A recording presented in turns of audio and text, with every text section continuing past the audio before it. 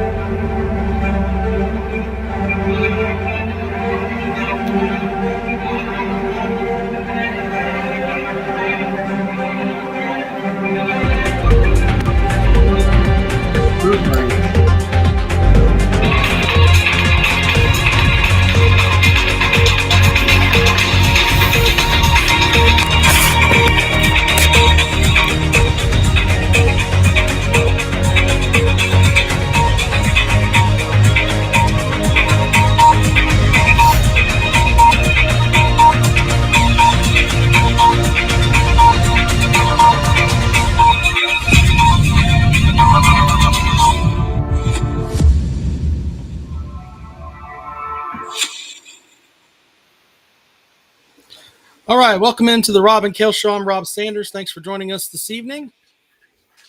We will head up to the upstate to talk to my podcast partner. He says Florida is number one. Well, congratulations to Florida. But he is on a jackpot. Jackpot, what's up, buddy? Congratulations to the Florida Gators. Rob, how are you doing this evening? Good. You know, the last time that you talked about the Florida Gators, though, you were pissed off because your Gamecocks had a shitty season, but they had those Gators beat. They had them beat. They led for like 8 seconds or some ridiculous number, right? I mean, that should have been a win. That we did, Robbo. That we did. Yeah, well. But as usual, they could not. They couldn't finish games out, and then that one was no different. So, yeah. Well, shit. There you go. Yeah. But Florida has won the national title. I don't know what else to say. They won the national title. We don't argue with hardware around here, but we can say congratulations on being the first team to win with a pervert as a head coach. I believe you picked them, didn't you? I did. Finished there you go. Sixth in the Callaway's Pick'em Challenge. You told me at the beginning of it that I would get, I think I had 96% of my picks correct, and I'd have 3 of the final 4. I'd be like, fuck, I'm rolling on this thing. But nope, I fell behind. And what was it? It's Chris, right? Chris Scott, I think is his name. Isn't it? Yes. Won the Callaway's Bracket Challenge. 99.4% is what that guy ran. Yeah. He did not. I looked at his bracket yesterday.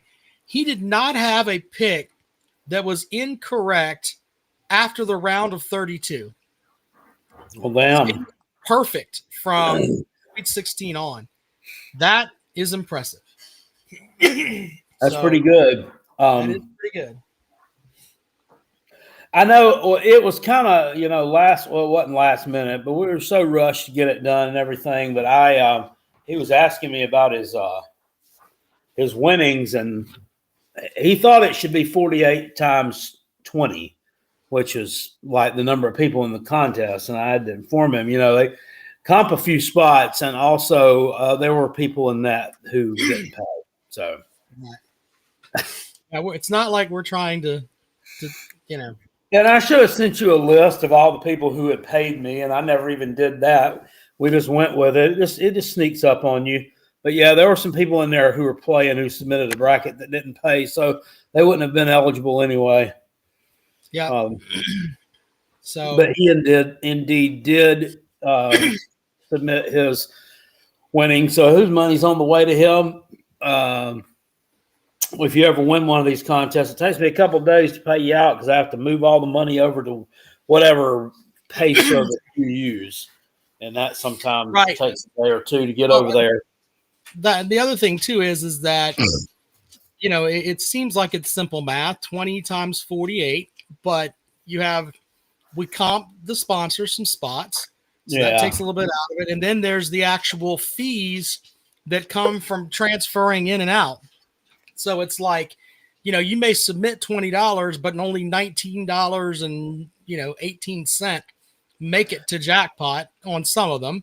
Yeah, if I had a dime for every time someone won these contests, it sent me $18.90 because they send shit as friends or send shit like they're paying for something or they're buying a service instead of as a friends deal. Right. Which I have to kind of eat that too. I mean, it's not a big deal, but I mean, golly, guys, we'll get it together. They'll learn. Eventually, we'll have it right. Maybe by the 2029 football season or something. Yeah. How much when he went? It was $818. Yeah, $816. Yeah. Billy says, wasn't Todd Golden cleared of all those allegations? Once he started winning. Yeah. Funny the way that works out. If Florida would have started 4-8 in conference play, his ass would be in the damn pokey. Yeah. So there's that. Anyway, jackpot. Tonight we're going to do Big Ten over and under stuff, right? That's where we're going. Sir. So I've got the numbers here. You want to go ahead and get started? I do. It's weird. We're going in alphabetical order. It's odd that we're going in alphabetical order. The Big Ten doesn't start till the I. Illinois is the first team alphabetically that you come to in the Big Ten. Isn't that weird? That is very weird. It is. Anyway, here we go. So the first team is Illinois. Illinois coming off of their season last year. They won 10 games. 10 games for Big Bird. Big Bird also pissed off Shane Beamer to the point where he was wanting to fight, which I thought was kind of funny. And anyway, they do return their quarterback, Luke Altmaier, who maybe it was the Gamecock defense, but he didn't look like he was all that special. No, he was mid. I mean, he was gritty, I mean, he made the plays when he had to, but that's about all I can say about him. He was who could I compare him to? I don't know. He was a poor man's Will Howard. That's fair. But it looked like anyway, let's look at their schedule. They've got Western Illinois, they play at Duke. Western Michigan. Fuck with the directional schools. Southern Cal, they play at Purdue. They got Rutgers, Maryland, at Wisconsin.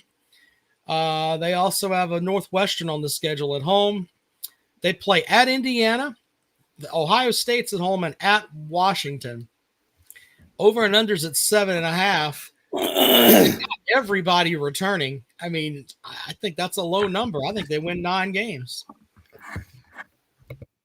Yeah, and I mean, outside of this Ohio State matchup on Saturday, October 11th, I mean, this is a pretty easy Big Ten slate. I mean, outside of that game, you could make the argument they might go undefeated in Big Ten play outside of that. Hinging on them if you think they could beat USC at home, which I think they could. Yeah. The rest at Wisconsin, disappoint. The rest of them are cake. Well, so we're both going to take the over there. Let's move on to Indiana. And the reason being is because Indiana, coming off last season, they were in the college football playoff. Nobody expected that. They got their coach who says, Google me, I just win, which he did. Here are the games that they have on their schedule. I cannot believe the non-con here. Old Dominion. Oh, they're tough. Yeah, Kennesaw State. We know about Old Dominion. Indiana State. Illinois. At home. Michigan State at home. Oh, that's the bottom. Hello, Jaden. Hi, Daddy. UCLA at home. Hello, son. Wisconsin's at home. And they go to Purdue. Daddy. And then they play at Iowa, they play at Oregon, at Maryland, and at Penn State. Over and under is 8.5. Jackpot. What you got? This non-con schedule is ridiculous. It really is. That said, this conference schedule is brutal.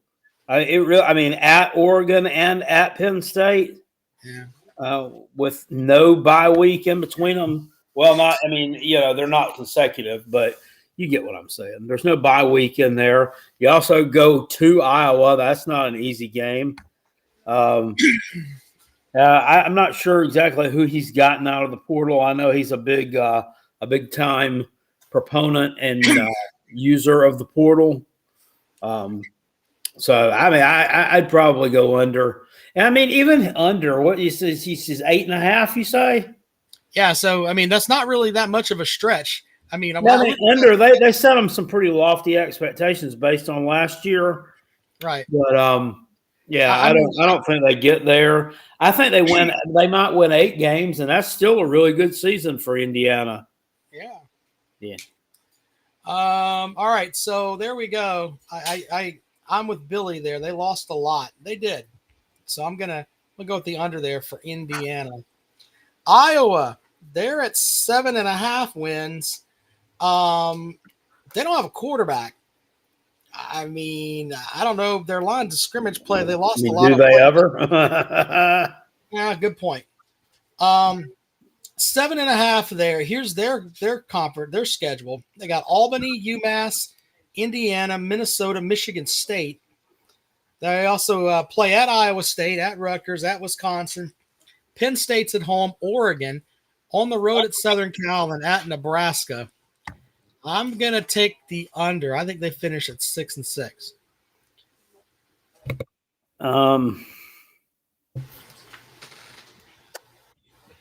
Yeah, once again, they've got a tough Big Ten schedule too. They got Oregon and Penn State, plus they have to go to Nebraska. Probably not going to be an easy game for them. Right. They're at Iowa State. Iowa State's supposed to be good this year. Yeah. So they don't have a quarterback legitimately. No, I don't. They don't have anybody that you could write home about. Okay, I'll probably go under on that. They'll probably win. What'd you say they were at? 6.5, 7.5? 7.5. I got them at 6 wins. They'll probably win 7 games. They do they do it every year, but and then they'll throw a scare into somebody too. They scared Iowa State or Ohio State a couple. Or was it last year? They played them kind of close for a half. But yeah, other than that, I don't see them pulling off any shocking upsets or anything. They just don't have they have an improved offense, but they still don't have the offense to compete like that in the Big Ten. And that. The next team we have up here is Maryland. Over and under here is at 4.5. Now Maryland they weren't really good last year, but I think that I think they'll bounce back this year, and I think they'll make a bowl. The over under is at 4.5. They've got Florida Atlantic, Northern Illinois, Towson, Washington, Nebraska, and Indiana. All those games are at home. They play at Wisconsin, at UCLA, at Rutgers, at Illinois, Michigan, and Michigan State also head to Maryland. But here's the thing. They ain't got to play Ohio State, Penn State, or Oregon. They're not going to play the top 3 teams in the conference. So. Okay.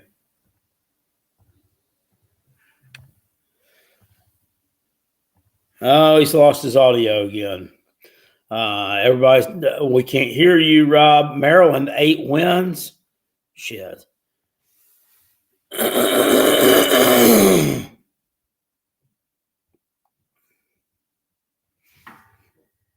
Someone let him know we can't hear him. Can y'all hear me? Yeah, we're good. We're good. That's now.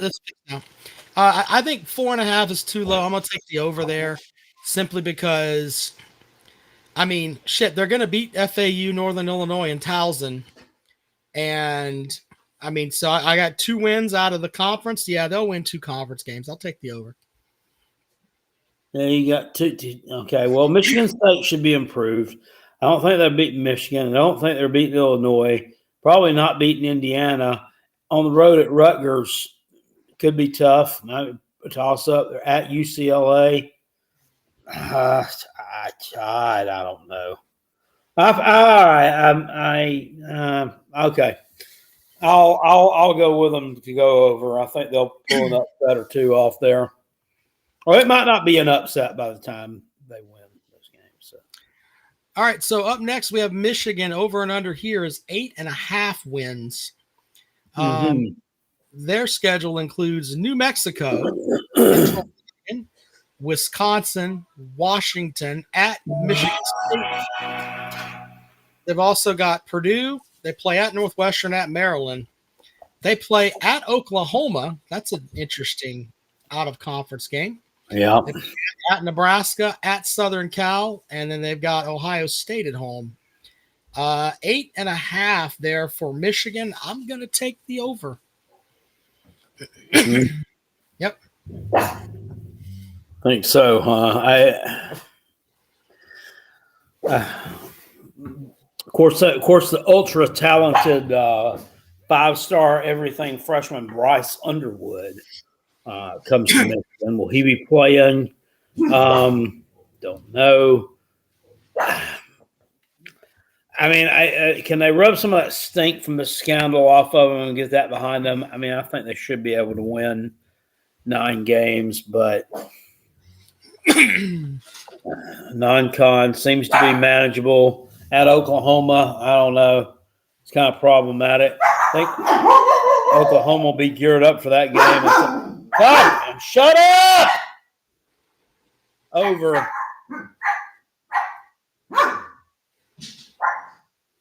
Over. Okay. Next one's Michigan State. Over and under at 5.5 wins. They got Western Michigan, Boston College, Youngstown State, UCLA, Maryland. They play at Southern Cal, at Nebraska, at Indiana. They've got Michigan. They're at Minnesota. They play Penn State at home, and they're on the road at Iowa. It's too many. It's a lot of tough road games. How many? They gotta go. 5.5. Oh, I think they're going to go over that one. I think Jonathan Smith's a good coach. I think he'll have them ready to make them step forward. I think they won like 5 games last year. Sure. Because, I mean, they'll win their non-conference games. I could see them beating UCLA. I could see them beating Maryland. That's it says they play Maryland in Detroit. What's going on with that? I mean, I could see them. And then they've got to pull off an upset. They're going to have to win a road game at USC or knock off Nebraska or Indiana or Minnesota. Indiana could be it. I mean, I don't know, man. I don't know that they're going to be all that great this year. Under 5.5. I'm going to take the over here. I'll go with that. That sounds about right. All right, Minnesota. Row your boat. Over or under 6.5. They will be playing Buffalo. Northwestern State, which you informed me the other night is in Louisiana, right? It is in Louisiana. It is. That's one of them HBCUs. Okay. Mm-hmm. Rutgers, Purdue, Nebraska, Michigan State, Northwestern on the road, and then Wisconsin. They play at Cal. All right. At Ohio State, at Iowa, and at Oregon. So when I look at the schedule here, the 6.5, I think that's going to be. I mean, they're going to Ohio State, they're going to Iowa, they're going to Oregon. I don't know. I that's a tough one. I'm gonna take the under. Just think they go 6-6.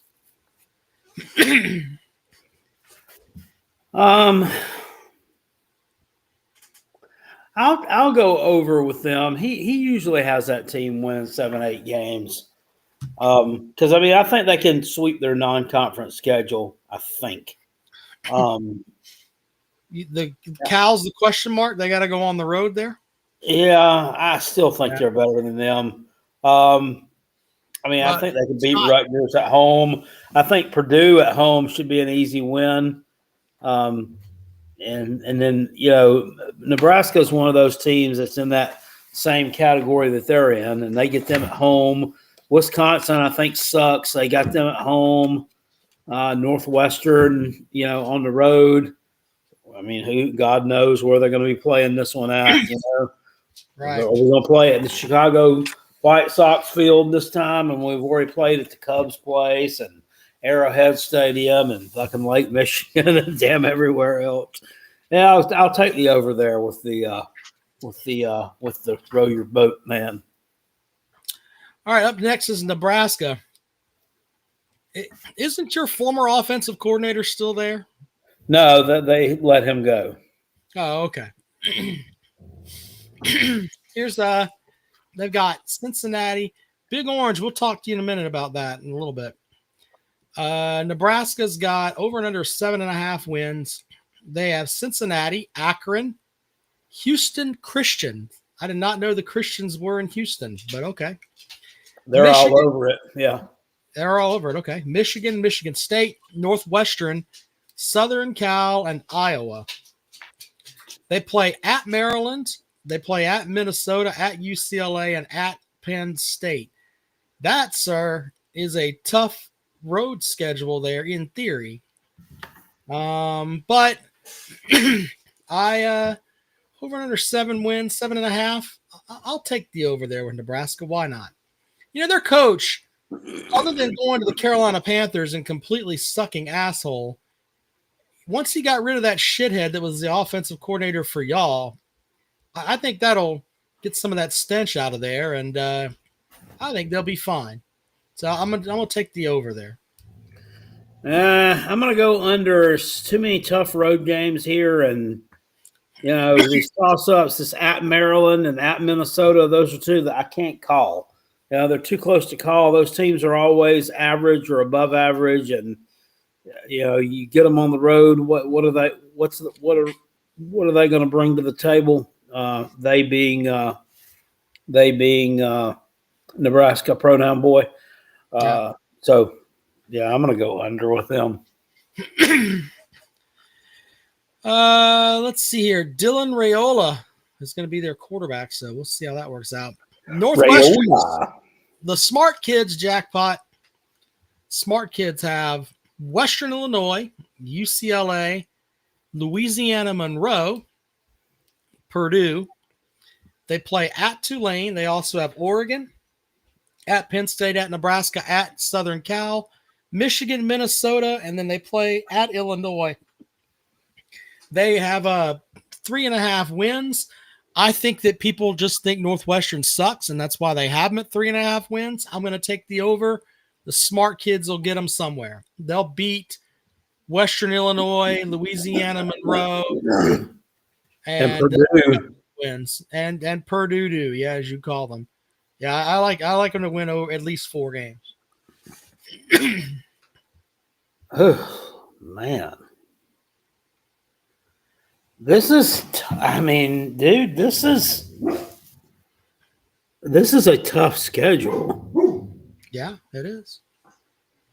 I mean, yeah, I see 3 wins there. I mean, I'm going to go over. I mean, it all hinges on that opener there. Can they win at Tulane?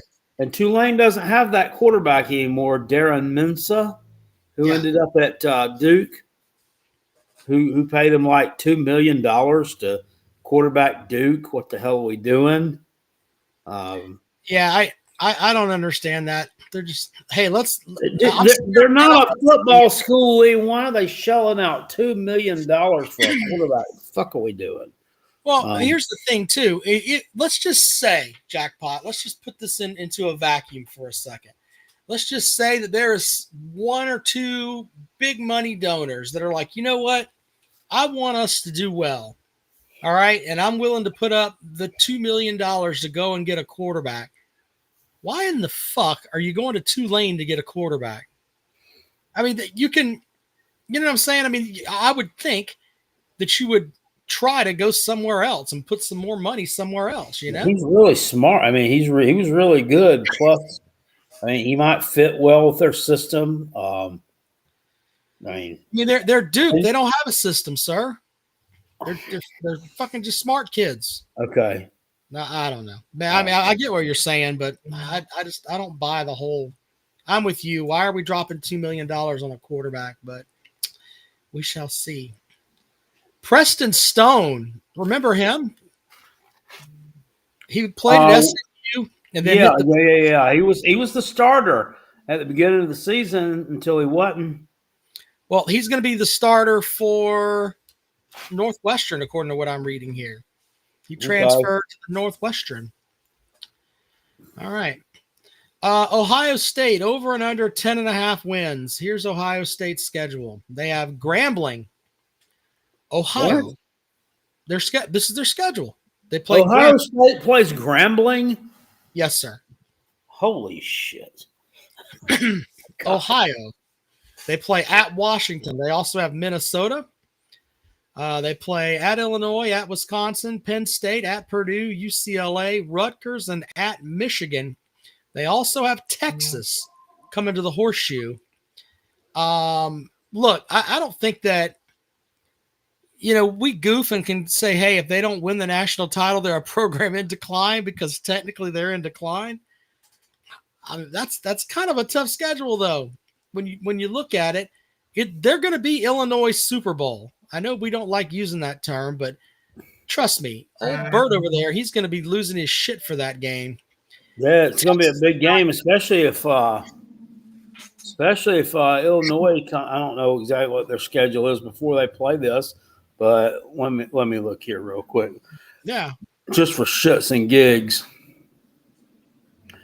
I mean, Illinois could be. I think Illinois is undefeated when they meet up with Ohio State. Right.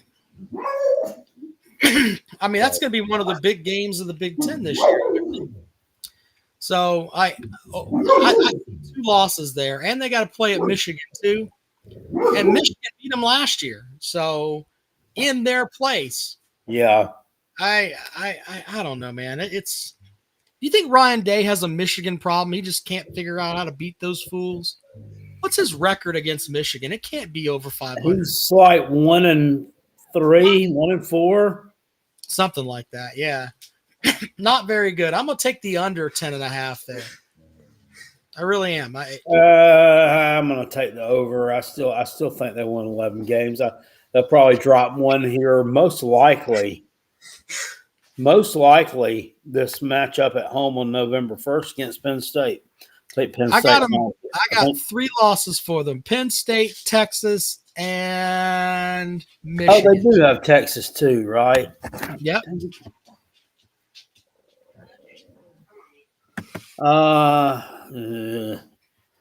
I'm still going to go over with it. Ooh, that's a big one. By the way, Super Chat's here. Walk It Off Sports says, go Dogs. Very good, sir. Go Dogs. Big Barney Ross says, Big 10 and Big 12 merged to become the very Big 10. Very good, extremely Big 10. Yeah. Big 20. Big 10 on Blue. Yeah. All right, next up we have Oregon. Over and under is 10.5. Here are their games, Jackpot. They got Montana State. I guess Montana was busy. Oklahoma. To me in Montana. I'm sorry. Oklahoma State at Northwestern. They have Oregon State, Indiana. They play at Rutgers, Wisconsin at Iowa, Minnesota, Southern Cal at Washington. They also travel to Penn State. I like Oregon to go over the 10.5. I don't know why. The way their schedule shapes up, they avoid Ohio State. I guess the toughest game on their schedule is Penn State. Their schedules, they should be heavy favorites across the board all the way through. Maybe Indiana will be a tight game, but The Penn State game is going to be the toughest game on the schedule. So yeah, and they've got that kid is Dante Moore, I think, who was the quarterback for UCLA. yeah, Pulling up in there.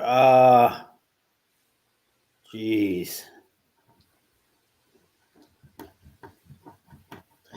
10.5 jackpot. You know, they lost a lot too off that team.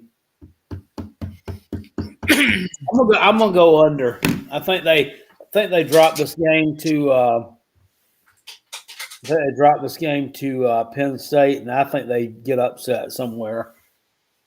All right, so not to hold your picks against you, jackpot, but you said you got Penn State beating Ohio State, and you got Penn State beating Oregon. Mm-hmm. All right, so not to, as my daughter says, don't quote me to me. Don't quote jackpot to jackpot, but Penn State is next. They're at 10.5 wins. You're obviously taking the over. They've got Nevada, FIU, Villanova, Oregon, at UCLA, Northwestern, at Iowa, Indiana, at Michigan State, Nebraska, and at Rutgers, and also at Ohio State. 2 toughest games on the schedule. I think you've already said they're going to win. So, are you going over there? I'm going to go over. I think they can go. They're a one-loss team, and they're going to go undefeated. You know, they got both those running backs coming back. They got that quarterback is back. They're going to be hard to beat. I personally think that if James Franklin can't get it done this year with that roster, with that schedule, the way it's when will he? When will he? And I think that's a fair thing to do, right? Because he's starting to remind me of Mark Richt. Well, Mark Richt is a good example too, but Adagio at Boston College, I'm going to win you 7 games, but he's going to win you 9 games. We know going in, you can scratch it down. We're going to win 9 games, but we're going to lose to Ohio State, Michigan, and one other team we have no business losing to. Yeah. He's got to do it this year, but I'm going to take the over. Let's see here. Next one is Purdue. Over and under 3.5 wins. They got Ball State, Southern Illinois, Rutgers. They play Southern Cal at home. They go to Notre Dame. They've also got Illinois. They're at Minnesota, at Northwestern, at Michigan. They've got Ohio State. They're at Washington. They also play Indiana. 3.5 wins, jackpot. Well, of course, it all hinges on can they win at Notre Dame. It's kind of crazy because they should start the year 2-0, but then after that, it's kind of gonna. I mean, they got Ball State and Southern Illinois to start, so. I mean, they were the shits last year. They got a new coach too up there, old Barry Odom, formerly of Mizzou fame, takes over as the head coach there. And Barry Odom's a good coach. I think they go over that. I think they find a way to win enough there to go over. All right, jackpot's got them over. I'm gonna take the over too. 3.5 is a low number. Low number. All right, yeah. Rutgers. This is another one of Jackpot's favorite teams here. What are you laughing at, Jackpot? Thinking about the Mazodcast dudes. Remember when they would have him on the show? Oh yeah. Interview him, and he's like, "Hey, how's it going, boys?" Yeah. Like nobody else outside the state of Missouri knows anything about this dude, but they had a way of making it funny. All right, so up next is Rutgers. Over and under with Rutgers is 5.5. They've got Ohio, Miami of Ohio, Jesus Christ, Norfolk State, Iowa, Maryland. They also play at Minnesota, at Washington. They've got Oregon on the schedule. They're at Purdue, at Illinois, at Ohio State, and Penn State. I see 1, 2, 3, 4. I got 4 losses for sure before we, where I think they're just not going to have enough manpower. But the non-conference schedule is garbage. They'll get 3 wins: Ohio, Miami of Ohio, and Norfolk A State. lot of these Big Ten teams play some shit non-conference schedules, don't they? Yeah, I mean that's ridiculous. The majority of them. Um, Yeah, I think Rutgers might take a step back. The running back situation there, I'm not sure. I know Monungai is not there anymore. guy. Monungai, he's pretty good. A tough running back. I probably might go under there on that one. I'll take the under too. All right, UCLA over and under 4.5. They play at UNLV without Barry Odom. They've got New Mexico, Maryland, Nebraska, and Washington. They've also got Utah. They're at Northwestern. They got Penn State, at Michigan State, at Indiana, at Ohio State, and at Southern Cal. 4.5 wins jackpot. I'll take the over there. I think they'll come out and win enough home games to win 5 games. Yeah, I think so also. Yeah. All right, up next, we have Southern Cal, over and under for them. I just looked at their schedule, and it's just like, what in the fuck is going on here? Over and under for Southern Cal is at 7.5 wins. Jackpot, they have Missouri State on their schedule. Dog shit. God. Christ. What a shit show. They also play Georgia Southern. They play at Purdue. They've got Michigan State, Michigan, Northwestern, Iowa, and UCLA. They play at Illinois, at Notre Dame, at Nebraska, and at Oregon. I think they lose all 4 of those games. So, yeah. But that's still that puts them at 8 wins.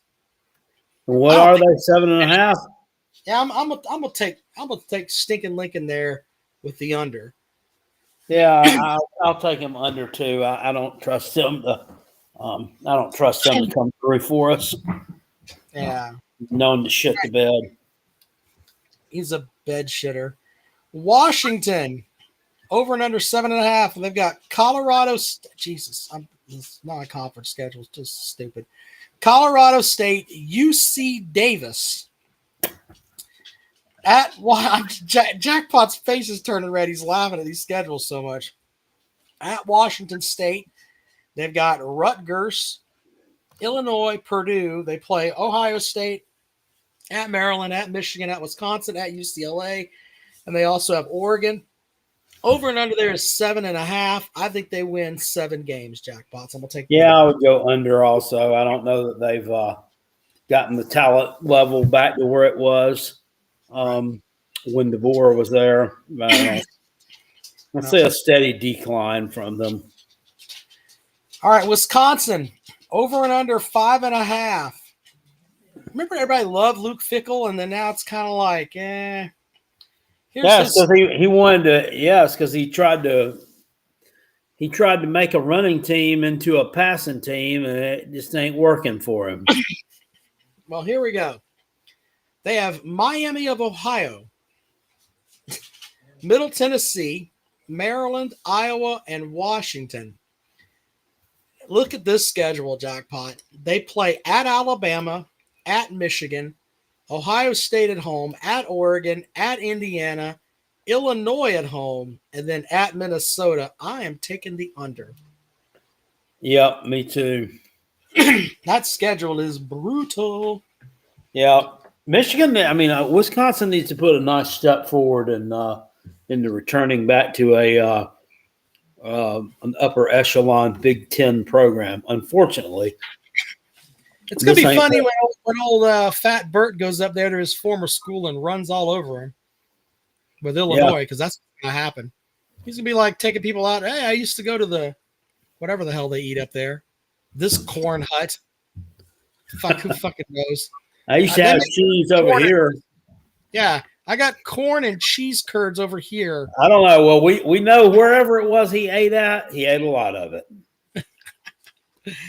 All right, there you go. There's our over and under the spring edition for the Big Ten. What are we going to do Sunday, Jackpot? We've already done the Big 12. We did the Big 10. What do you want to do Sunday? Well, it's either the ACC or the SEC. I flip a coin. I don't know. We'll flip a coin. We'll do the we'll do the SEC on Sunday. Okay, S for SEC for Sunday. Yes, the Lord's Day for the Lord's Conference. There we go. All right. Anyway, if you guys want to join the program, now's the time. I'm going to put the link over here. Some relative news. Did you see the little video where the Florida dude fell off the top of the traffic light pole where they were celebrating the national championship? If you climb to a traffic light pole up on top of it and fall off, did you see it? No, it's a traffic pole. It's out over the street, and there was a big crowd gathered. They were celebrating winning the natty, and this guy's walking out on this damn thing, and all of a sudden, he just fucking he falls the fuck off. I mean, what else did you think was going to happen? He's not steady enough to hold a man. I mean, go on. You're not supposed to climb on those. They're not built to climb, dummy. They're built to hold a light to tell people to stop. Those don't work at Georgia, but they're there. There's suggestions there, but you know. Also, have you seen where Georgia Tech stepped up to the plate and is going to play Tennessee in a home and home in 26 and 27? Good for them. Yeah, they're replacing Nebraska. You know, Nebraska pulled out of the games against the Vols, and Georgia Tech is going to step up and do it. That's damn. I mean, they're playing Georgia and Tennessee in addition to their conference schedule. So I have a couple of which one would you rather have? You want to do these real quick before we bring people in? So, would you rather have Arch Manning as your quarterback or Cade Klubnik? I mean, what kind of receivers do I have? It's a valid question. Because Cade Klubnik can run around a little bit and make some plays with his feet. He's not great, but I don't know. Manning can do that too. They put him into run play, like for running plays last year. But you're talking about running and being able to complete passes. Is that what you're saying? Yeah, to be able to do both. And I don't know how Arch Manning's wheels are. Right. So you would go with I would, because he's more experienced. I mean, we're talking about giving them at the same experience level that they currently sit at. Yeah, yeah, I would, to be honest. All right. So, and then you can have one of these three. All right. One of these three. You can have the Georgia Tech head coach, who I had it written down. It's Pry, right? It's Pry. No, Brent Key. Brent Key. I'm sorry, Brent Key. You can have Brent Key. I don't know why. Yeah, I'm sorry. Rec talking out scrap. Anyway, Brent Key. You could have him. You could have Deion Sanders or Josh Heupel. Which one would you want out of those three?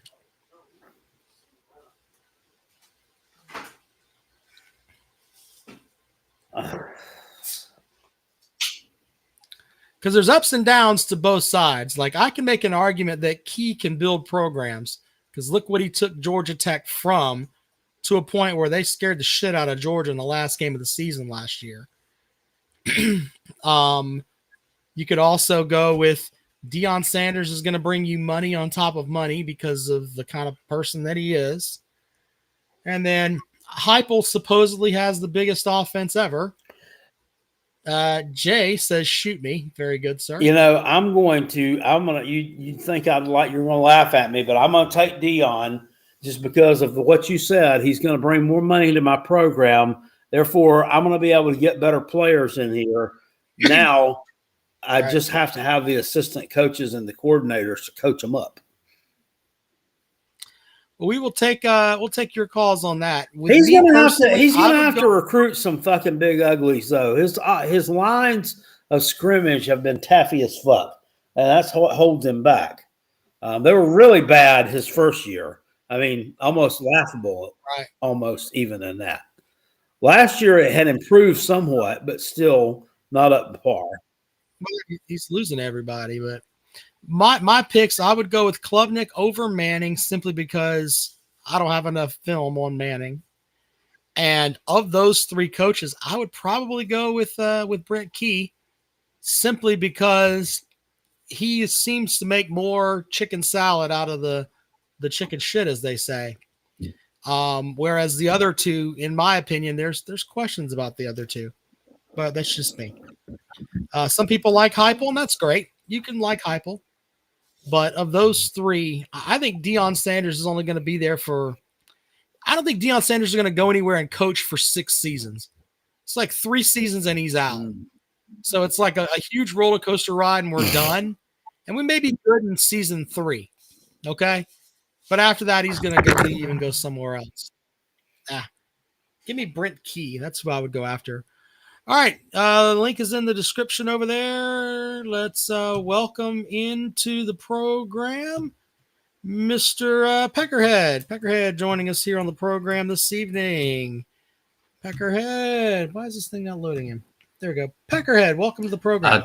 Today it is Rob has a hoodie bias, and I will only accept that if you were referring to me. But regardless, Rob has a hoodie bias. But regardless of that, that's the least important thing. How are you gentlemen doing tonight? Man, better than we deserve. I don't know what you're talking about. Me having a hoodie bias. No, I'm the one with the hoodie bias. You have the hoodie bias. You don't see the hoodie? Okay. Regardless, though, I like y'all's picks. I'm not so sure on Brent Key, personally. I mean, so which one would you take then? Which one for results? I'm going hopeful. But if I'm a middle tier program, let's say I'm a hopeful. You mean hype? No, hopeful. Hopeful. John. Oh, you're calling hopeful now. Yeah, hopeful. So if I'm a team that's arrived, like I'm ready to, let's say I'm South Carolina, I'm gonna take hopeful. But if I'm a team that's maybe like a TCU or a Houston, kind of like a 6-7 win team, I think I'd rather have Deion just for that exposure. I mean, you see what he did at Colorado. I mean, it's a night and day difference if we're just being honest. Look at their football team 3 years ago. So, if you follow like any of the Colorado stuff that they put out, and they film everything, it is a reality. Well, that's what his TV son show. does, I think, right? His other son. Yeah, his other son who doesn't play football does all the video shit. Yeah. Socials? Yeah. Well, they film everything. And what they put out is like an over the top, this is the best football program ever, even though they haven't.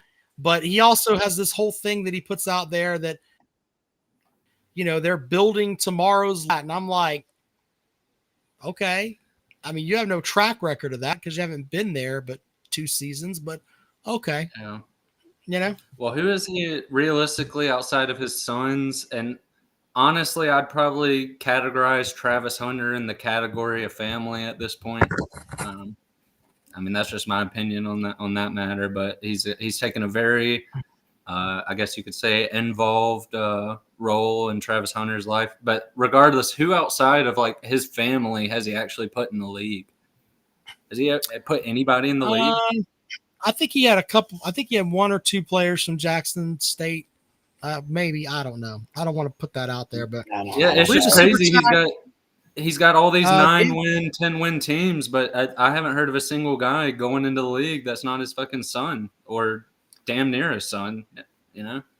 He'll have 2 first-rounders this year, though. Eddie says he's a Gamecock old man, 52 years old. He loves the channel. Keep it going. We love it. Thank you, Eddie. Thank you, sir. While it's on the top of my mind, your video on Peyton Dyer, Kale. Yeah. Did you know he still has a Gamecock official visit lined up in June? It's his last official visit? Yeah, I saw that. What is up with that? I don't know. It don't make no damn sense, does it? Like I don't know. I think a lot of these fuckers just schedule these OVs just so they can, I don't know, be entertained. I really do. Yeah, his list was I think it's Georgia, SoCal, and then Carolina. But I just thought it was odd that he was ending off his visit schedule with the team he just did commit. Like I said, he'll end up going to Georgia, and he'll get a 4th star as soon as he commits there, because that's how that goes. Well, they had the Gunnar Stockton boost once he went. If it would have been a year prior, Xavier McLeod might have been a 5-star. Shit. You know? But regardless, you know, there's not too much news going on. I did see Carolina was hosting a 5-star Edge on Wednesday. You saw that, Cal? Yeah, I saw that. They've been busy. Mm-hmm. They've been busy, and this right now we're fixing to start getting into June, July seems to always be a huge month for them as far as commitments. Yeah. I think realistically, probably our biggest commitments have came in. Didn't Nick Harbor commit late? I think Nick Harbor did. He was real late. Yeah, Harbor did. Birch did. He was like at the 11th hour. Yeah. So, yeah, that's a good point. It does seem like he kind of pulls his rabbit out of the hat at the end of the year.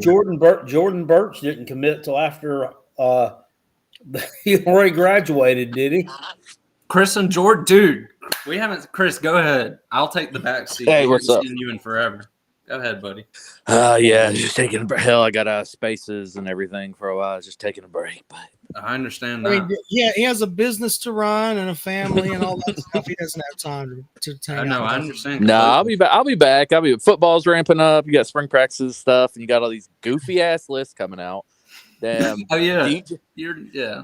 DJ Lagway, the number 1 returning court. Like, listen, man, I get it. Nico didn't live up to Tennessee fans' expectations last year, but he was a redshirt freshman. But compared to the other quarterbacks in his class, the only 2 that I think did better was Sam Leavitt, and he got to play in an easier conference, and damn Lenore Sellers sitting here acting like DJ Lagway's done anything or Arch Manning's done anything, and that they're top 5 quarterbacks is insanity to me. I don't disagree. The only one that I would not be upset about is that Mensa guy. I know y'all were hating on him earlier. I saw that exact list you were talking about, Chris. Well, Ari and Andy Staples, which I think Andy Staples is a Florida graduate, so I got get 1-3 guy, wasn't he? Yeah. But like DJ Lagway, my thing is he's supposed to be a dual threat quarterback. Had 0 rushing touchdowns last year. He had, if you take the Samford game away, he had 12 touchdowns.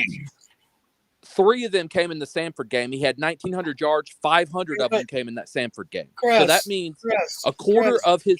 That's terrible. Chris, you can't take that game away though. He played that. That's game. fine, but that's fine. But if you sit there, Arch Manning had a better game than his FCS opponent. Lenore Sellers had a better game against his FCS opponent. Nico had a better game against his FCS opponent. So why are we sitting here acting like FCS games are the end all be all? Which quarterback are we talking about right now? DJ Lagway. Lagway. A quarter of all his yards came in that one game, and a quarter of all his touchdowns came in that one game. For perspective, in this ranking that we saw, Lagway was ranked as the number 1 returning quarterback in all of college football, and Nico was left out of the top 10. Nico was left out of Cade. I hated on Cade after his first starting season. He had a pretty mediocre starting season, and after his Orange Bowl start, but the kid last year, one of the most impressive quarterbacks in the country, and they've got him 3rd and DJ Lagway 1st. And Nussmeier, I think Nussmeier might have been out of the top 5 as well. What was Lagway's touchdown interception He had ratio? 12 touchdowns. And like I said, 3 were in that Samford game and 9 interceptions. So in FBS games, he had 9 touchdowns and 9 interceptions in FBS games. That's awful. Yeah, that's pretty piss poor, for being honest. Y'all start talking about who wrote the list, though. That's the other thing. It was some on guy. Ari. Yeah, and all we heard was we would have won that Georgia game if he hadn't gotten hurt. What's crazy is I had a Florida fan, because I was, me on Twitter, I'd be talking my shit, but I said something, and a Florida fan was like, well, he almost beat Tennessee. I was like, you guys were winning that game. Did he get cut off? I didn't cut him off. I don't know what happened. I think he muted himself, maybe. Hey, by the way, while he's muted, can you think of a better acronym for Chris in Georgia than just SIG? Get this dude a Marlboro. He's always angry. He needs a Marlboro Red, something to take the edge off, man. Tennessee has probably taken off 5 years of this dude. I didn't cut him off. Let's make sure. He'll probably come back in. Maybe his internet dropped. I didn't cut him off. DJ Wagway, woo. He has a fair point. That list, it was a bit of Lagway at 1. I think is undefendable. Who wrote it? It was let me look it up. It was, I think, AJ Cole of On 3. Oh, Jesus. Sorry, I got a phone call. But no, it was Andy Staples and Ari Weiserman from On 3. Can you guys hear me? Yeah, we can hear you. Okay. Mm-hmm. Yeah, it's the On 3, like, supposed to be like their main, like their Josh Pate or whatever. Like, it's supposed to be their main football, like, news guys, but it was a weird list. I'll see if I can. I thought that blonde hair guy. Oh yeah, JD Pickell. I guess you could say. Like Andy, Steve Austin. Andy Staples has like. Andy Staples worked for ESPN and stuff. Like, he's supposed to have like a pretty prestigious sports reporting pedigree. Hey, I want to put something out here, and we may talk about this on when we're doing the ACC, I guess next Wednesday. But this whole thing with Florida State, where they've got old Sweater Vest as their offensive coordinator, and Mike Norvell is not going to he's not going to call plays. He's going to let Sweater Vest call plays. They got a team full of mercenaries out there. They're going to be a shit show again. Hey, by the way, Chris, before we get fully off the topic, if you really want to get mad, go look at the CBS returning quarterback rankings. They got Carson Beck at 4. That's Luke Altmaier at 7, Sawyer Robinson at 6, Devon Dampier at 9. I don't even know. I don't even recognize some of these names. Like, they got the New Mexico quarterback as the 9th best returning quarterback in the country. The Illinois quarterback as the 7th. The Baylor quarterback as the 6th. Carson Beck at 4, Arch Manning at 3, Drew Aller at 2, Cade at 1. I'm not even upset they got Cade at 1. That's probably the only one that actually makes a fucking semblance. Yeah. Well, what kills me about, like, listen, I'm a ride or die for my team, but you can't sit there. Billy, who has never truly developed. I mean, he was the wide receiver coach at when he was the OC at Clemson. He's been a wide receiver coach by trade. You can't really tell me. Richardson's the only quarterback he's had drafted, and that dude got drafted off measurables. He didn't get drafted off what he did, but they're expecting him. Josh Heupel, who his second year with Dylan Gabriel was better. His second year with Drew Lock was better. His second year with Hendon Hooker was better. But they're going to sit there and look at Nico and be like, oh, he's a bust. He's done. He's not going to improve. But you're going to sit there and take a man who's never had a quarterback do anything in college, and his best quarterback was drafted off measurables alone, and you're going to sit there and say, oh, yeah, that guy's about to have the best quarterback. I think that Heupel does better with quarterbacks that aren't like, like the Hookers of the world and stuff like that. He does better with those guys. Well, maybe. I mean, he's got. We all understand that and understand he was a redshirt freshman. But I mean, you had fans out there who like Sports Talk Jabroni, who were hyping him up. I remember the Sports Talk Jabroni video from last winter talking about, look at what he did in this bowl game. He's a magic man. He's just a taller version of Bryce Young, yada, yada, yada. He's going to have a breakout year. And it's people like that who raise those expectations so high. I get that, but everybody has that. Freaking Jalen Milroe was supposed to be Jalen Hurts 2.0, and the dude didn't throw a Power 5 touchdown his last 6 games of the season. To be fair, Jalen Milroe is a guy that has been thoroughly drugged by probably every football commentator on YouTube, though. Yeah, but the people are going to sit there and be like, "Oh, like Josh Heupel can't have a chance to fix Nico, even though he's had good second years with a lot of quarterbacks." But we're out here to expect. My thing with Kalen DeBoer is outside of Michael Penix, like when Michael Penix got hurt at Indiana, Indiana's offense was non-existent. When like his offense struggled in a lot of games without Michael Penix and with Jalen Milroe, who was supposed to be who was an all SEC quarterback the year before, is just like Josh Dobbs kind of saved Butch Jones's career and made him look good. And when he didn't have Josh Dobbs, he looked pretty mortal. Can we not say the same? I mean, he didn't even go out and get Mike Penix. Mike Penix was at Indiana a year before he even got there. So it's not like he went out and scouted this dude out of nowhere. Like, this is a kid. He got lucky, found him. But every other quarterback he's had, Jake Haener had like 2,500 yards, was okay at Fresno State. That went 9-3. Well, hold up. Jalen Milroe was still all in the SEC. NFL, to be fair. Haener's still in the NFL. I think this is what, his 5th, 6th year? Yeah, but he's already got replaced. He's already got replaced by Spencer Rattler. Yeah, that's Rattler's backup. Yeah, well, I guess Carr is going to be Rattler's backup, but but it's still, to stay in the league for that long, it has to be said you're a 1%er.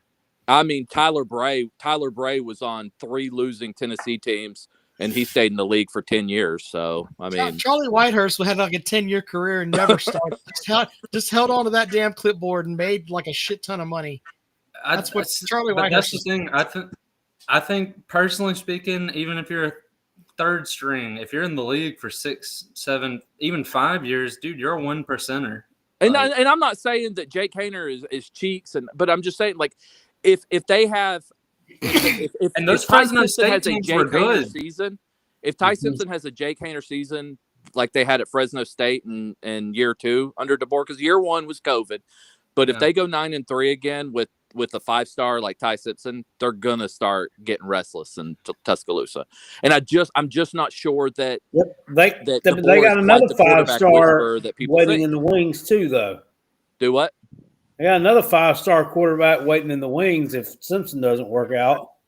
If they want to start a true freshman, I mean, Keelan Russell.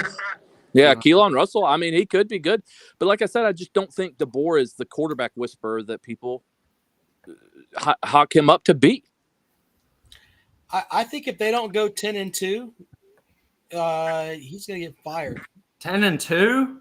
I think they've got to go 10-2. These Alabama fans are pissed. What's their 10-2? Oh, hold up. Let me see their schedule. I think he'll get to hang around if they go 9-3, even 8-4. Yeah. But I think he'll have his team will be blazing. He's a 10-2. Chris Hoghead, who is also a Tennessee man, says this guy is totally talking out his ass. Tell him to join up. I don't know what he's talking about. I mean, that don't sound like a Tennessee fan to me. Hoghead, you got to give us more context on that, sir. I'm sorry. I just like to stir it up, you know. He's a professional shit stirrer. He's the heel, damn it. That's who I see. Fucking heel. What's his name? Who's a Kentucky fan? Big Barney Ross. Big Barney Ross. He just mentioned Vandergriff. I see more Vandergriff and Ty Simpson than I see anyone else. Big Barney Ross is the only real Kentucky fan that I know. The rest of them are like holograms. The rest of them disappear, like that Kentucky Durbin jackoff. Where he hasn't been games, and then they start losing and he disappears, and then who's the other guy? His name. I missed Kentucky Media. What was his name? Bluegrass Media. Bluegrass Media and Kentucky Durbin. Neither of them have been on the channel. Bluegrass. I'll give Bluegrass ass. Media. I'll give Bluegrass. He's kind of in the same boat I am. I think he's a teacher or coach. He's got a full time. Yeah, but to be fair, Chris, he was calling in every stream up until we absolutely skull drugged them. Fair enough. You know what I'm saying? Like I could understand that if it like Chris, obviously you don't call in as you know. He was running his mouth too big going up to that Kentucky game with South. He was this is an after whatever. He thought they were going to blow us out, if I remember correct. I think he says like 2 possessions. We'll see him back here in the fall, and it'll be just the same old shit. Oh, Kentucky's gonna turn around and. Eddie says he was figuring Octavian would be here talking about the Natty, Yeah, from what I understand, they were running a special at that franchise where you buy a regular chicken sandwich, you get a spicy one for free.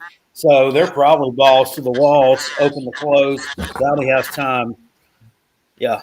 Yeah, he's pulling a 24-hour shift today.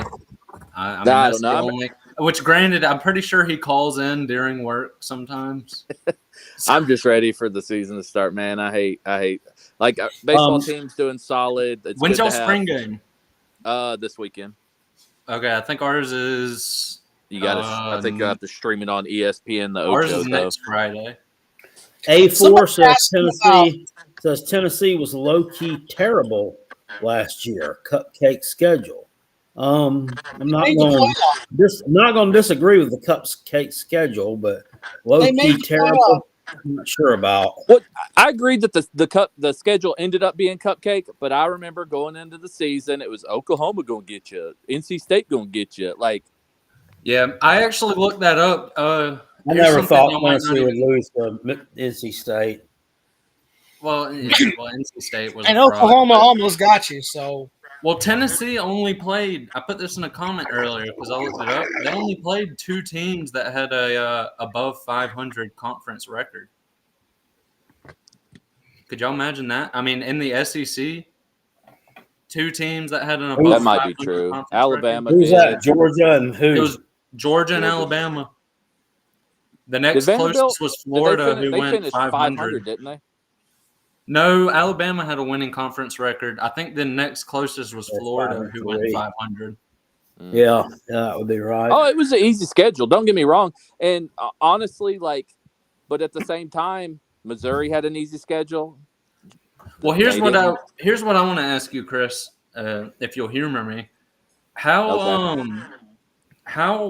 guess if you don't win now, like this year, because you're going to face a gauntlet in 2 years, surely. Maybe is this a make or break year for Tennessee as far as getting to the Natty and winning? Because in 2 years, it's going to be a lot harder road. Is it though? Because I mean, if you look at it, if you look at it right now, we're playing Alabama. We got Georgia on schedule. If they go to a 1-7 schedule, if we stay at 8 SEC games and they go to a 1-7 schedule, they're not gonna. That means our annual opponent is going to be Vanderbilt. They're going to lock us into Vanderbilt. So when we switch, that means we'll have Vanderbilt on the schedule too. Texas will be our toughest game. We'll lose Georgia. We'll lose Alabama off the schedule. We'll lose Florida off the schedule. It'll be Texas. But you're also going to add probably you guys and LSU. Do you see them doing that, Chris? Or do you think they might make – well, I don't guess Alabama could be your permanent opponent because Auburn's going to be their permanent opponent. Yeah. They'll have Auburn. Georgia will have Florida. I don't know who South Carolina will have. Probably Missouri or A&M. Missouri or one of those fucking teams. God, I hope it's not fucking A&M, dude. I hate playing A&M every year. No, Kentucky's not a trophy game. They're probably going to keep it between the 2 trophy games. Real quick here, Braves and Phillies are tied 3 apiece in the top of the 9th inning, and Bryce Harper comes up 3rd in this inning. I would put a ball in his ear hole. Fuck him. Why's that? I can't stand Bryce Harper. You don't like him? Oh, God. I don't want him walking it off either. Are they playing in Philly? No, it's in Atlanta. Oh, then never mind. He couldn't walk it off. But, no, I don't LSU, they would put all their eggs in that kid that ended up at Michigan's basket. I don't know how their quarterback future looks. Underwood. I just LSU. I mean, they could be good. They could. I don't know, man. Texas will be good. I'll give them that. If Lenoris, he could go pro this year, but the way NIL contracts are going and shit, he might stay another year. So that means in 2026, we could be facing a senior Lenore Sellers or a 4th-year Lenore Sellers. That's going to be tough. But as for everybody else, Ole Miss could be a tough game, but I don't think that's Auburn's what I'm saying. But you also got to consider that while they're not as tough just in a match to match, how you're thinking of it as if we're going to play them next week, right? Yeah. But what I'm saying is, regardless if they're going to be great, they're still going to be better than the teams you played. You understand what I mean? I think so. I think it might be. I think it'd be a fair even. I think it'd be a pretty even trade because Josh Heupel is not going anywhere. Let him you really think Alabama's dropping from y'all schedule? By the way, if they do a 1-7 schedule like they've talked about, where you just have one permanent opponent and then you alternate, then yeah. Well, I mean, they'll have to drop off eventually. We can't play them every year if we're playing. They're going to keep us Vanderbilt. Like, they're just not going to lose in-state rivalries if they exist. So let Josh Heupel have a couple 8-4 seasons and drop down to 15th or lower in recruiting, then the Tennessee fans will get upset. But long as he's doing what he's doing right now, he's recruiting great. He's got a great transfer portal, and what he's done with that program in 4 years where it came from, he's fine. He's not even hardly using the portal. What are you talking about? Who's saying he's gone? He's not even hardly using the portal. Yeah, he is. Where did Hooker come from? No, he ain't. Where did Hooker come from? Josh Heupel's using it. We're not talking about 4 years ago. What kills me is they dropped the top 10 running backs. ESPN did. I don't see how Josh Heupel just took a dude who had 1,100 yards in the ACC. Yeah, we lost Dylan Sampson, but you just took a dude who's got 1,100 yards in the ACC behind this offense that just lets running backs eat. He's and you don't think Starr's going to be a good running back? He did take I forgot him. What's his name? He's Starr. What's his name from Duke? Starr Thomas. He's third on the depth chart. And by the way, every team has a depth chart. So I don't know why people are getting so all bent out of joint about, when those kids put their pads on in the locker room, they know how they're standing out there. Yeah, I don't think it's going to mess with the portal, but nothing's official. It's kind of, it's Charlotte and move to put out your own. You spin stuff all the time. These kids know where they are on the depth chart. Billy. The kids don't know where they are right now. That's I can't. The reason he got pissed off about spin the crap out of everything. He got pissed off about that because he didn't want any of his kids seeing something and them thinking, "Oh, well, am I third string? I thought I was going to be first string." But sometimes you got to grow up. To that point, he should be having regular meetings with them to discuss all this, and don't believe shit that you read, because if it doesn't come from me, it's not the truth. These kids know where they are. Yeah, I just said the exact same thing, but I guess I'm fucking spinning it, Billy. You absolute dullard. Dude, I just said the same shit that Kale said, and you agreed with him, you schmuck.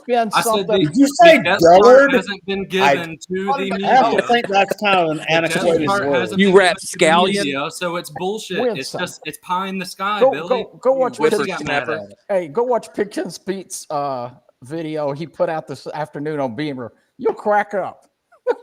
A Clemson man's opinion on Beamer. Yeah, I probably have more Beamer worth crying to again about the cockroach under my shoe than a Clemson man's opinion on Beamer. Giving our secrets away, who our depth chart is. Stop it. Yeah, like I said, I probably have more opinion for the cockroach under my shoe than a Clemson man's opinion on Beamer. Yeah, well, what? It's a rivalry. You think he's going to go and blow smoke up Beamer's ass? It's an in-state rivalry. Going nowhere.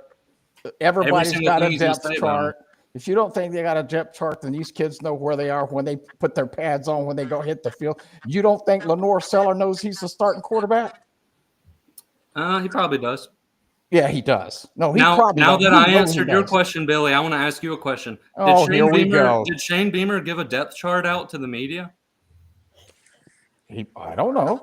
They normally have a post-spring depth chart. Pull it up. Post-spring it's not post-spring though. He hasn't given out a depth chart at all. Pull it up. Well, he doesn't have to give out a depth chart or an injury report till he plays an SEC opponent. That's what I'm saying. Generally, in years past, after the spring game, he puts out a post-spring depth chart. But that was in a different era. Now these kids, I mean, if he puts out a depth chart last year. He says, "Hey, Rob, Google South Carolina's depth chart for 2025 and see what it says." Well, our lads will have Billy, you might not know how the internet works, but actually everybody on earth I do, smart ass. For it. Hold up, let me speak, Billy. Rude. Every single person who can pay their bill has access to the internet and can put whatever the fuck they want out there. Yeah, Billy, if the depth chart does not come from the University of South Carolina, it's pie in the sky. It's an op-ed, yeah, Billy. Do you know what an op-ed is? Move on. Yeah. You know, I 'cause you came just on got here wrecked. to recognize. What's an op-ed, Billy? Okay, good. That's good. It's an We opinion. don't want to article. know South Carolina's secret depth chart. God forbid. Our secret depth chart based on the opinion of a Columbia reporter. Oh, you should rename you to Maytag because you can spin everything. By the way, I wanted to come over here and recognize Mr. Tony Canada over here. He said he lost his father today, and I wanted to give recognition for that. And y'all have a good evening. I can't stand this crap. Jesus. Yeah, cry about it, Good Billy. night, Billy. Cry. You need to watch your little smart ass mouth. You know what? Why don't you become relevant? When you become relevant. Were we relevant when we whooped your ass and kept you out of the playoffs, Billy? Oh, good for you. Hang a banner. Put it up there with your SEC division banner. We might. Hang a banner. We might. Hang a banner. We might. Yeah, you would. I wouldn't doubt it. We You just probably might. will. You might. You might. Yeah. You're a dumbass. I'll take a selfie in front of it for you if we do. You're a dumbass. Oh, dude, you're just a crybaby. Listen, he freaks out because let me tell you something. Hold up. I just let you talk. You wouldn't say that to my face. I'll say whatever I want to your face, Billy. Ain't nobody scared of your old ass. What are you talking about? I'll break your hip. You're a dickhead. What are you talking about, Billy? Delusional. Why don't you win something? Win something. I wouldn't say that to your face. Of course I'd say that to your face. I'd say that to your face and more, buddy. What are you talking about? Yeah, of course I would. I went to fucking Neyland and put my game shot shit on your statue, Billy. You think I won't say words to your face? What are you talking about? Oh, you're a badass. Yeah, well, nobody said anything. Nobody stopped me. Guess nobody at Tennessee's a badass, right? They just let me desecrate their own fucking statue. Why don't y'all win something? Win something. Hope your coach gets a winning season this year. Spin that. We did have a winning. We won 9 games. Beamer has a losing record in the FCC. Well, we don't get the privilege. I know you saw my comment earlier. Not everybody gets the privilege of playing teams that only have an above 500 record in the conference twice all year. Oh, good for you. LSU just scored again. Ohio State just scored again. God, Old Dominion. Ohio State just scored again. You know, it's now 52-7. What? South Carolina is one of the most irrelevant programs in the FCC. You know when Tennessee's relevant? When there's national articles talking about how they got their dick stomped in the first round of the playoffs. That's the only time you're relevant. Well, the only time anybody's talking about Tennessee is when they get skull drugged. Well, whose team 1-0? You wasn't the first team out too, loser. There was 3 other teams ahead of you. The 3 teams that you lost to. Hey, we're the first team out. But what'd you do telling first round? Yourself that. Okay. We lost. Everybody loses. Let's see. You'll never get it. I thought you were going to take over the stadium and throw their goalposts in the river, Billy. Where do you come Y'all came up with that. I didn't come up with that. To be fair, I don't know how you can hate from outside the club. You can't even get in. Outside of I literally went to fucking Neyland and claimed my dominance over your shitty ass stadium. But I'm talking about the playoffs, man. You guys were. You had. I don't give a fuck if we made it or not. We're the first team out, but like what? Oh, no, so we didn't finish. Okay, there was 2 teams ahead of you. Were we? 14? Do you think you would have? Were we 14 done any better? Hang a banner. Against you can hang another banner. Champs? Hang another banner. The We're Tennessee the first man team just out. Can't let somebody speak. I guess. Are we done? You're the one that takes up time. Billy, right? You've been nothing but yapping against me since you joined. Yeah, get the fuck out of here. You got nothing to say about your own team. All you want to do is talk about me, you schmuck. What are you talking about? Dude, literally, I revolve around his head 24/7, dude. He just spent all day replying to my comments. Like, can you say rent free? Yeah, went free. Went free. And Chris, I didn't even want to come after the Tennessee man, to be honest. You saw how kind and cordial I was this whole call. All right. But at some point, I'm fucking saying my piece. I'm just ready for real. Rob's just there like a statue.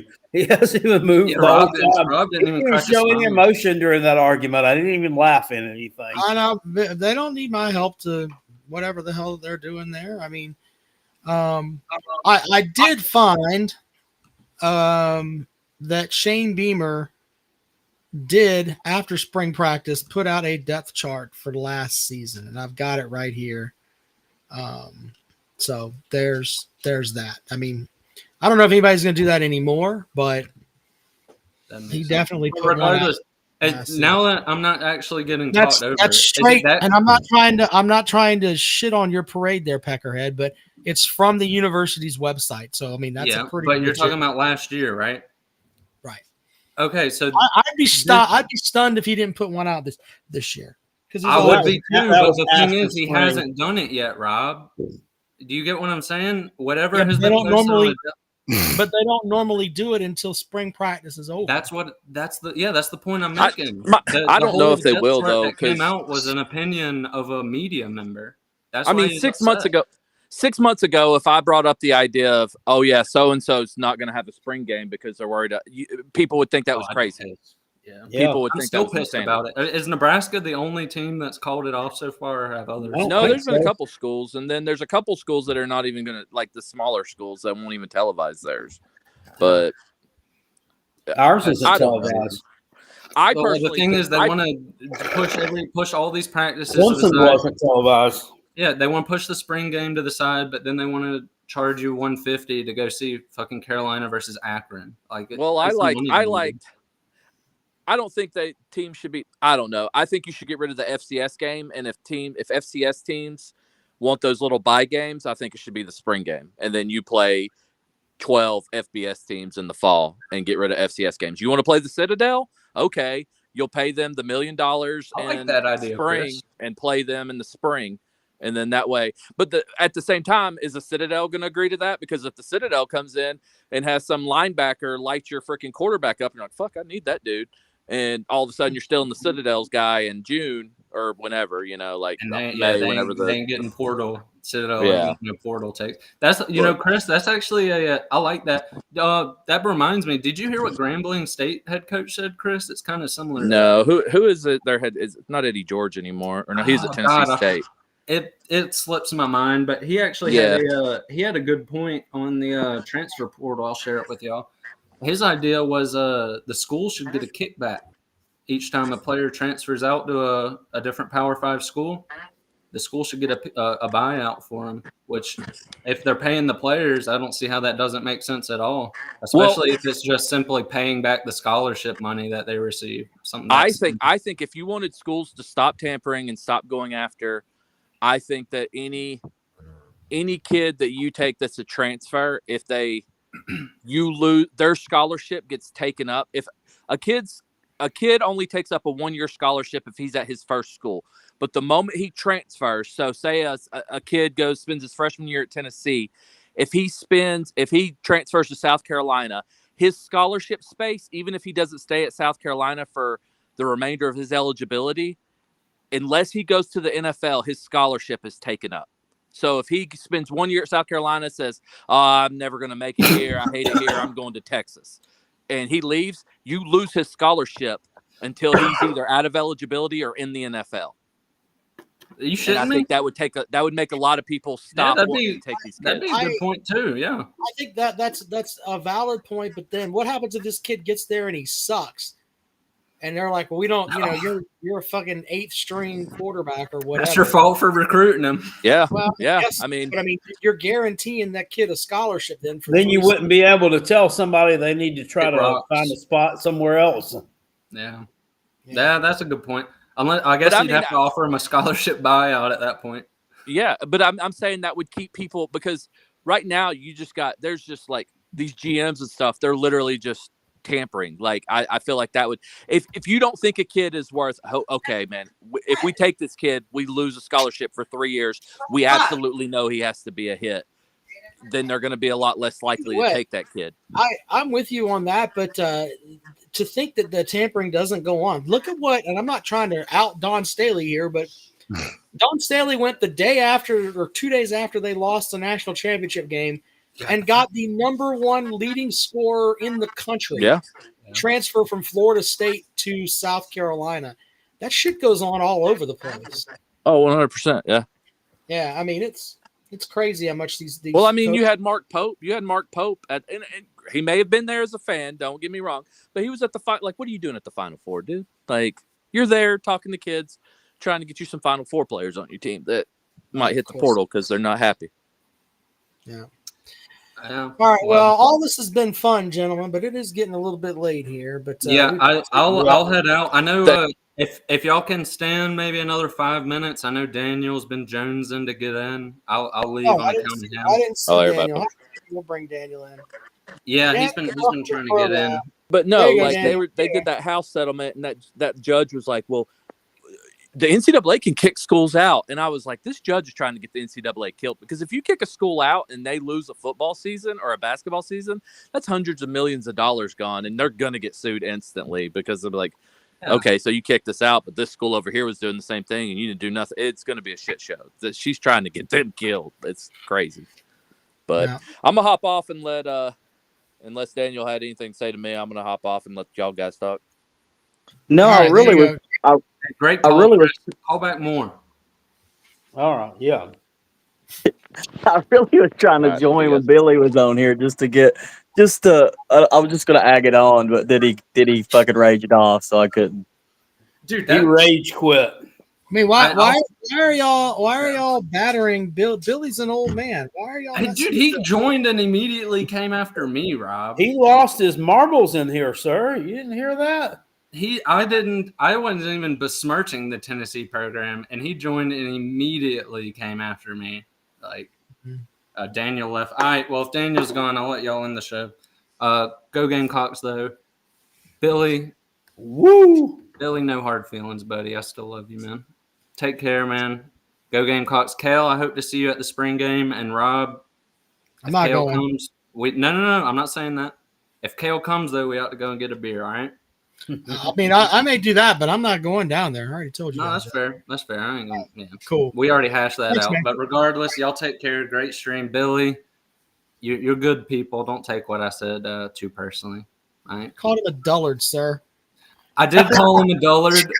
Dullard. And I did say I'd break his hip, and those were words. You have some old man strength and might knock your ass out. You better calm down with all that. I hope not, but hey, there's always plan B if that's the case. Regardless, go game. Oh, I don't even think Daniel meant to leave. But go Gamecocks. Billy, you're good people. Don't take what I said. All right. Peckerhead joining the program. Thank you. Anyway, no, I don't know. I don't know why. I mean, Billy's feelings are hurt. And that's why Billy came in here with his guns a-blazing. Guns were blazing. They definitely were. He doesn't want to Billy didn't want to hurt anybody's feelings, but damn, Peckerhead pissed him off. So anyway. All right. Well, we get passionate, don't we? Nah. The SEC is what we'll put over and under for on Sunday evening when we come back and do this fine program. Without question.